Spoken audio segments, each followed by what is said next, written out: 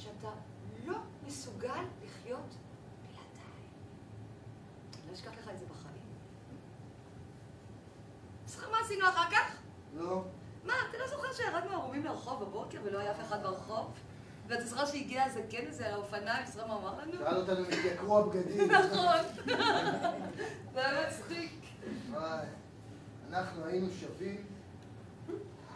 מה כל כך שווה בלרדת ערומים לרחוב? את מכירה עוד מישהו שעשה את זה? וואי נא, בטוח שיש. אני חושב שמה שעשינו היינו שווים. מה? אני חושבת שיש מעשים הרבה יותר שווים? כמו מה? לא יודעת. מבצע עם טייבה? מה את משווה בכלל? לנו היה אומץ.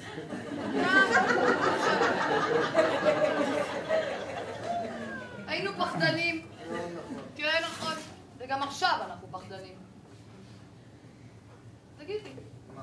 אתה חושב שאתה ואני... בעצם למה לא התחתנו? לא יודע.